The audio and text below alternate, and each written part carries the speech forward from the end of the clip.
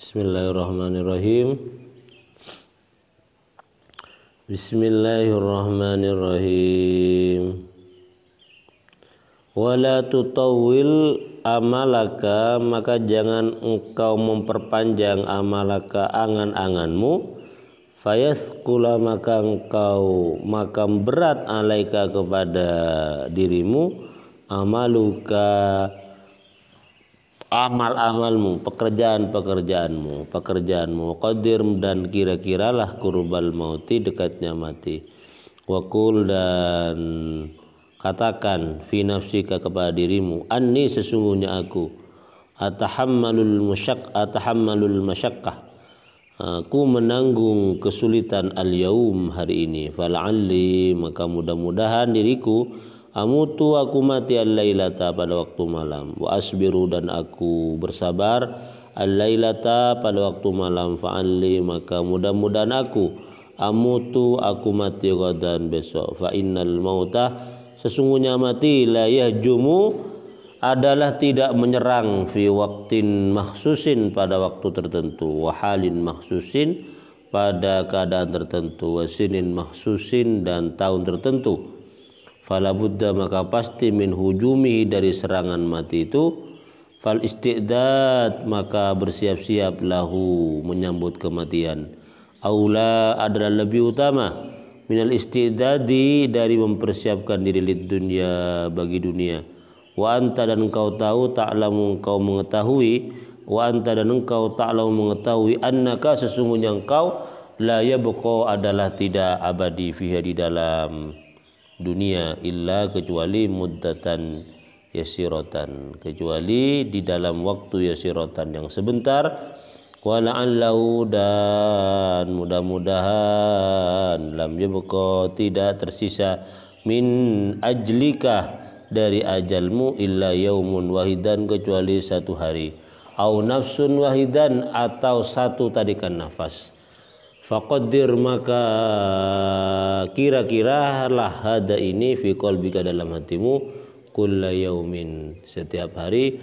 Wa kallif, dan paksalah nafsaka, dirimu, as-sabrah, akan kesabaran, ala ta'atillah, untuk bertaat kepada Allah, yauman fa yauman, setiap hari. Oke, nih. Jadi orang setelah bangun tidur itu, yang dipikirkan adalah apa yang harus dia lakukan, amal perbuatan apa yang harus dia lakukan. Jadi orang kalau bangun tidur itu menentukan kualitas dirinya, ya. Jadi kalau bangun tidur kemudian dia pegang HP, berarti di pikirannya ada apa? Ada HP. Kalau dia bangun tidur langsung makan, berarti apa yang ada di pikirannya? Urusan makan.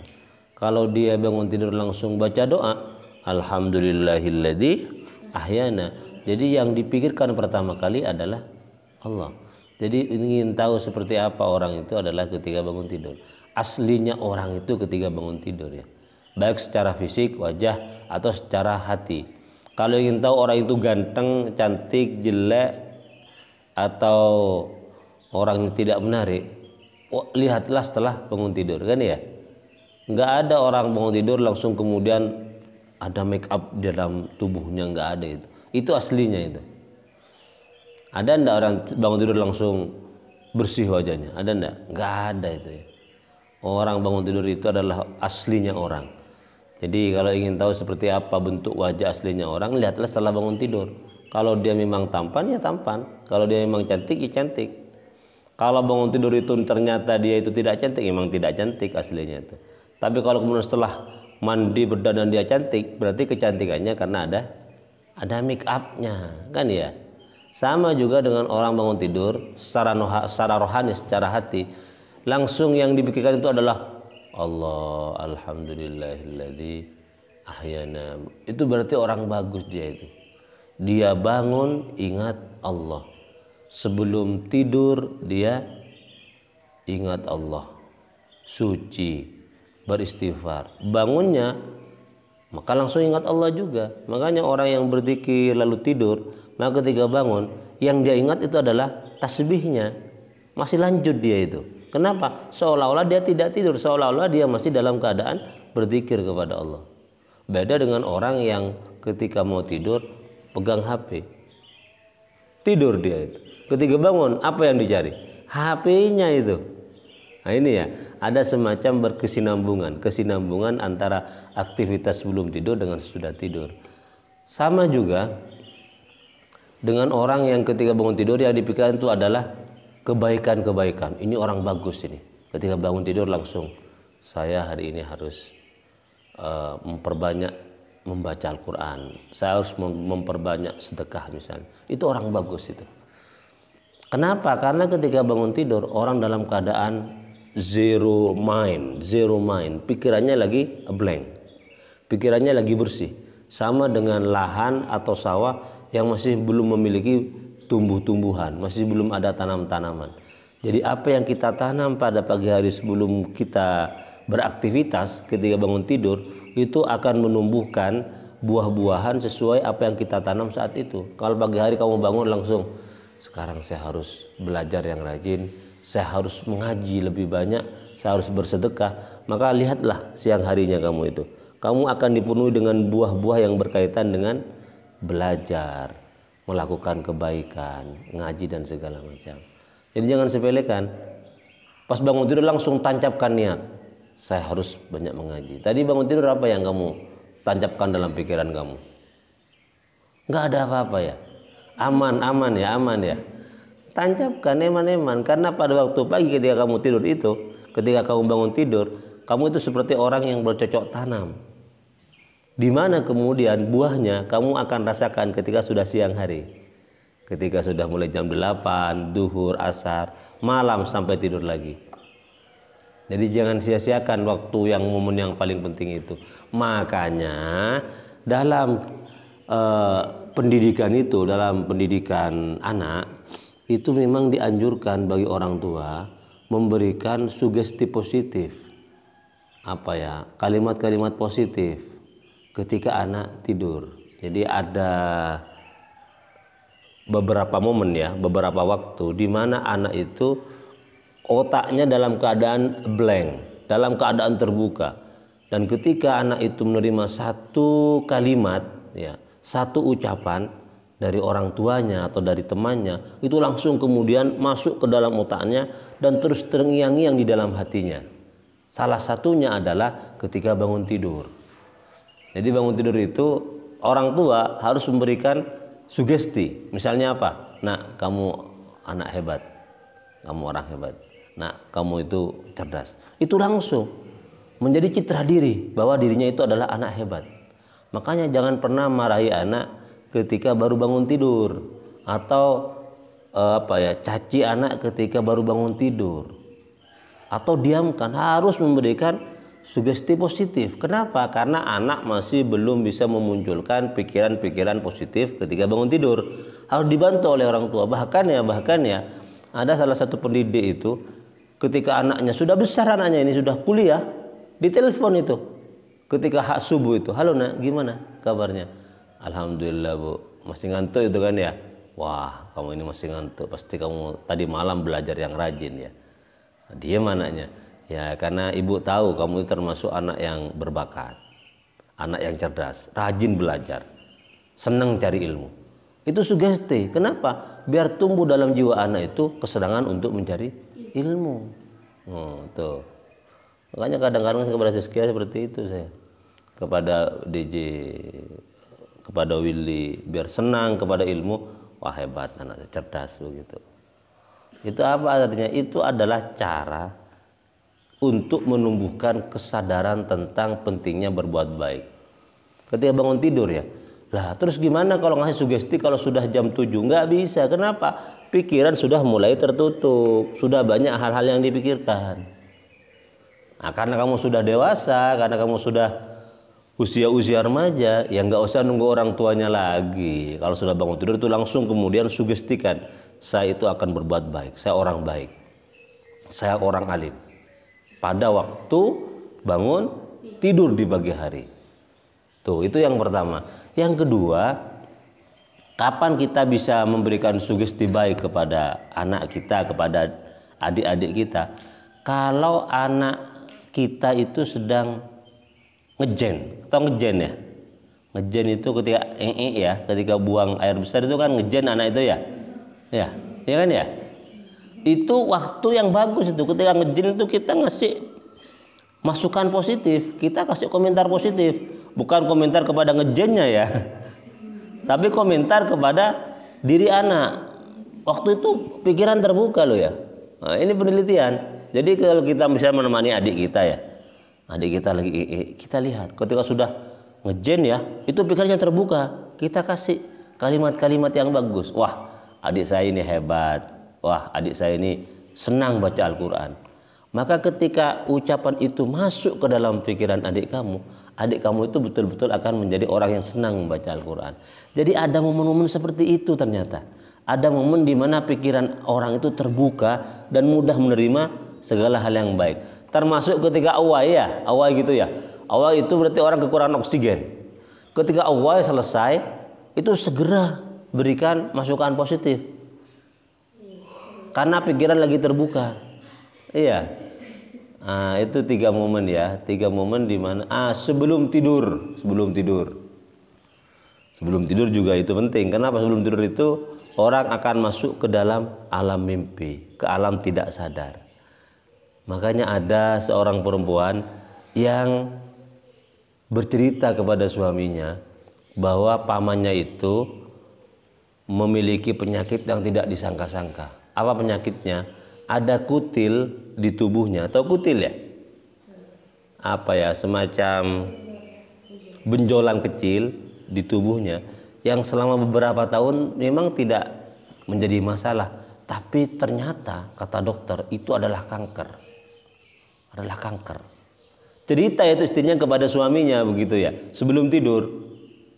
Apa yang terjadi? Ternyata sama suaminya itu cerita itu dibawa ke alam tidur ya, ke alam bawah sadar, dan sampai tahun-tahun kemudian sang suami itu selalu merasa resah, merasa khawatir terhadap setiap benjolan yang muncul di tubuhnya, dan seolah-olah itu adalah kanker. Jadi hidupnya itu merasa galau, merasa risau setiap kali ada benjolan kecil, apa itu jerawat kayak, apa itu bisul kayak. Kenapa? Karena selalu dikaitkan dengan cerita sang istri. Tuh bisa dibayangkan ya. Satu cerita, sepotong cerita yang dikisahkan oleh sang istri sebelum tidur itu ternyata terbenam ke dalam jiwa sang suami sehingga kemudian segala benjolan dikaitkan dengan kanker yang mengerikan itu. Makanya sebelum tidur itu jangan cerita-cerita hantu. Sebelum tidur cerita hantu kamu lalu tidur, coba lihat. Cerita hantu yang diceritakan pada malam itu akan terus terngiang-ngiang di pikiran kamu, di hati kamu. Kamu jadi penakut. Jadi ceritalah yang positif-positif sebelum tidur. Kenapa? Karena itu akan langsung menjadi ingatan abadi kamu. Oh, Pak Tedung nggak cerita hantu, nyorkop cukup cerita boleh. Ya Pak jadi penakut. Padahal yang kamu ceritakan itu belum tentu benar. Tetapi ketakutan yang kamu ciptakan dari mimpi-mimpi itu, dari cerita-cerita itu akan menjadi kenyataan sepanjang hidup kamu. Kalau nonton YouTube sebelum tidur, nontonlah tayangan-tayangan yang benar, lagu-lagu yang bagus, sholawat, cerita-cerita yang bagus. Itu akan terbawa dalam mimpi-mimpi kamu, terbawa dalam ketidaksadaran kamu, ke dalam jiwa kamu. Jangan nonton yang horor-horor. Jangan nonton yang negatif-negatif. Paham ya? Jadi eman-eman. Nah kamu kan punya adik. Sebelum tidur adiknya itu kasih cerita. Makanya dulu itu orang tua kalau sebelum tidur itu kan dikasih cerita dulu kan.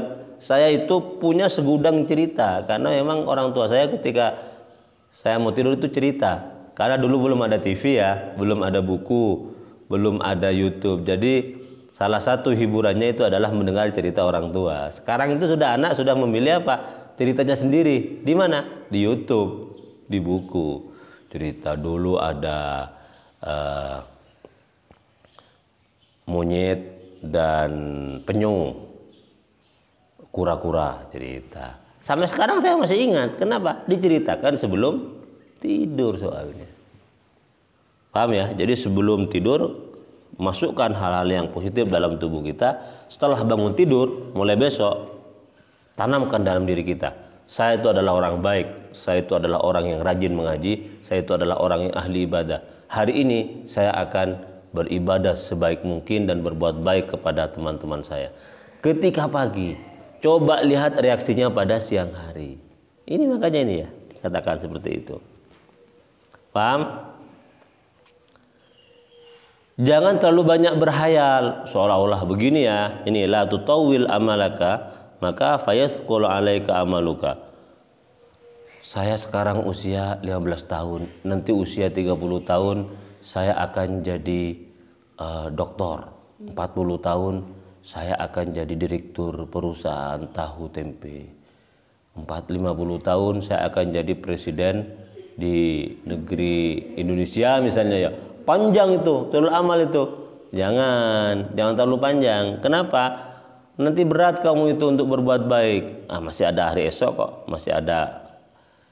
Ngaji enggak mau ngaji saya. Kenapa? Besok aja. Seolah-olah besok kamu masih hidup, gitu kan ya?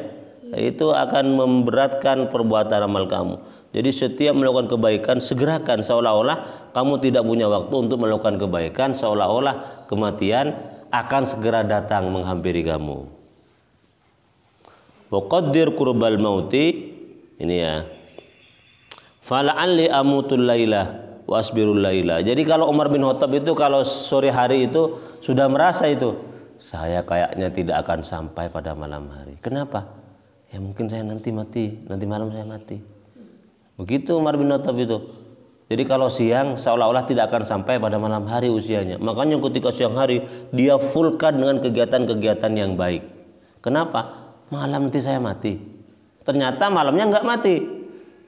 Ketika sampai di malam hari, Umar bin Khattab kemudian apa? Kayaknya besok ini saya mau mati. Akhirnya apa? Sepanjang malam kemudian Umar melakukan kebaikan-kebaikan sebagai bekal menyambut kematiannya. Coba kemudian kamu berhayal, saya masih matinya 50 tahun lagi. Kira-kira terdorong enggak melakukan kebaikan? Tidak. Kenapa? Masih ada besok kok, masih ada tahun depan. Coba sekarang ada orang yang mengatakan kepada kamu, misalnya orang wali, orang sufi, wahai putri, kamu nanti malam akan mati. Kira-kira sepanjang hari ini putri nyenyak tidur apa enggak? Tidak nyenyak tidur. Apa yang dia lakukan? Ngaji dia itu. Berbuat baik, sedekah kepada orang. Ada sebuah cerita, ada sebuah buku novel ya yang dikarang siapa ya, tentang datangnya hari kiamat. Jadi hari kiamat itu sudah ditentukan tanggal berapa, bulan berapa, tahun berapa. 1 tahun sebelum datangnya hari kiamat itu, apa yang terjadi? Seluruh umat manusia itu baik semua. Baik semua. Tidak ada yang jahat. Kenapa? Tahu tahun depan sudah kiamat. Kalau saya berbuat kejelekan, habis saya nanti dilumat oleh api neraka. Setengah tahun sebelum hari kiamat, orang-orang sudah berbondong-bondong untuk saling berbuat kasih. Yang punya uang dikasih kepada orang. Jadi orang sudah tidak mencari uang, sudah apa? Memberikan uangnya kepada orang lain. 1 minggu sebelum hari kiamat, orang-orang berkumpul di sebuah lapangan. Semuanya berkumpul, pegang-pegangan tangan. Saling berkisah, saling memotivasi. Baik semua orang itu. Kenapa? Seminggu lagi kiamat. Itu kan ya? Kalau ditentukan orang tahu besok dia akan mati, pasti itu hari ini dia itu akan sibuk dengan berbagai kebaikan. Makanya kemudian persingkat pikiran kita itu untuk melihat kematian. Tapi kita takut ya kalau kita merasa nanti malam saya akan mati misalnya. Takut mati betulan ya? Tidak. Idza jaa ajaluhum falastakhiruna sa'atau walastaqdimun. Ajal itu bukan karena pikiran kita. Ajal itu sudah ditentukan oleh Allah. Kalau sudah memang ajalnya kamu tahun depan, kamu merasa nanti malam akan mati, tidak akan mati. Sebaliknya kalau kamu merasa masih tahun depan saya akan mati. Kenapa? Saya fisiknya bagus. Tapi ajalnya bilang nanti sore kamu mati, ya mati. Ini sebenarnya sekedar sebagai motivasi agar kita berbuat banyak kebaikan.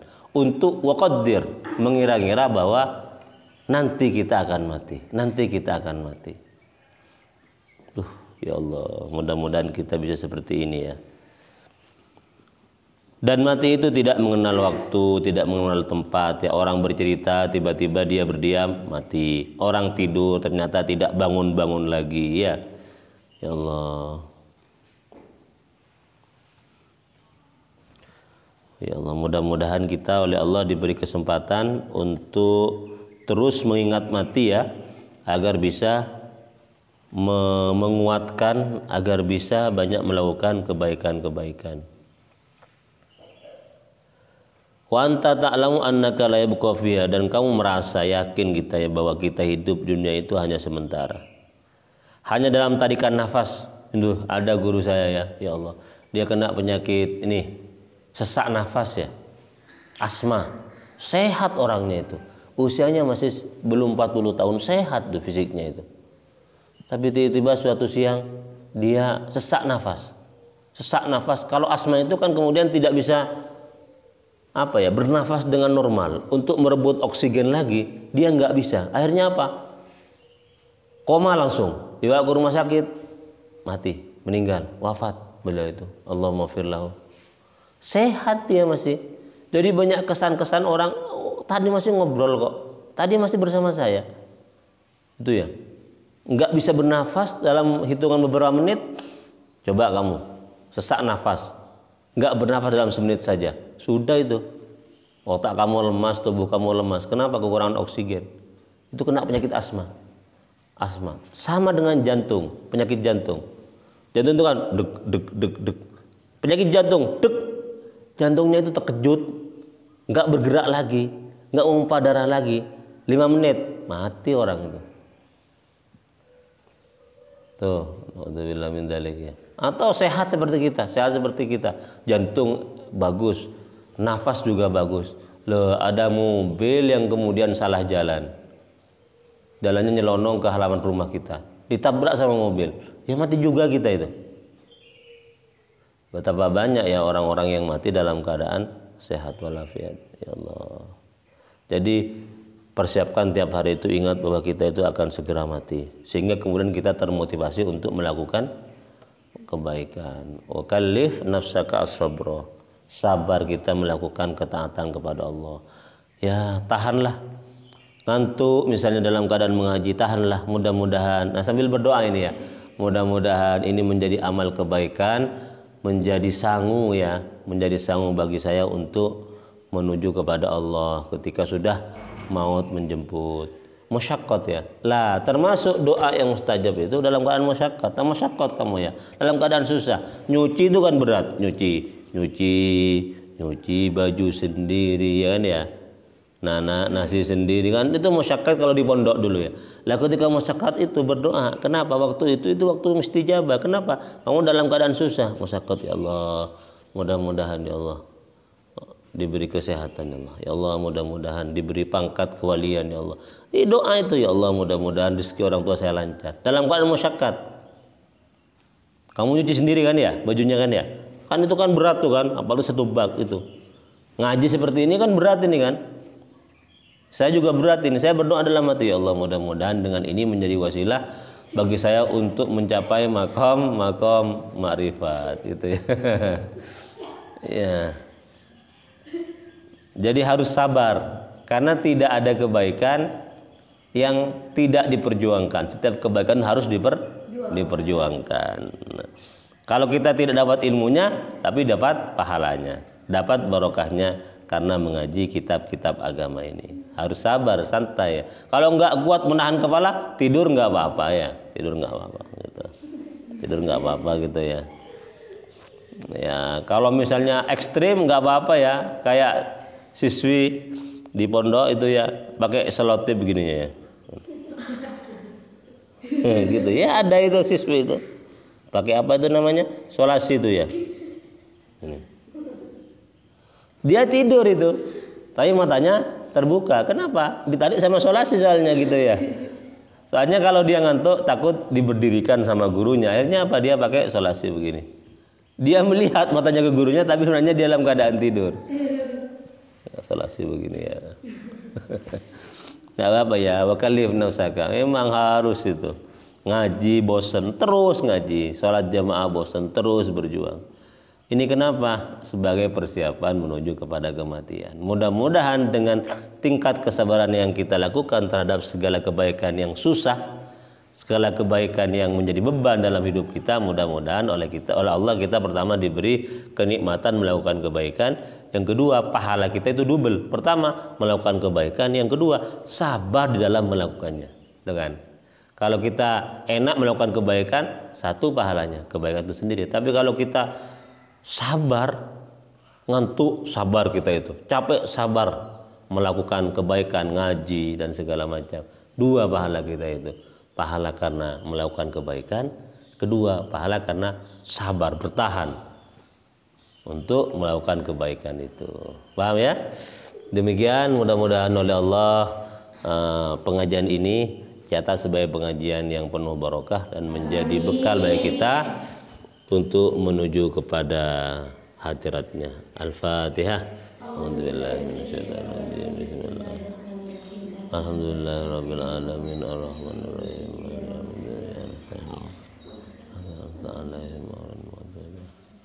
Silakan tasrif faqaddir. Apa firmanya? Faqaddir. Qaddara. Ya, tasrif.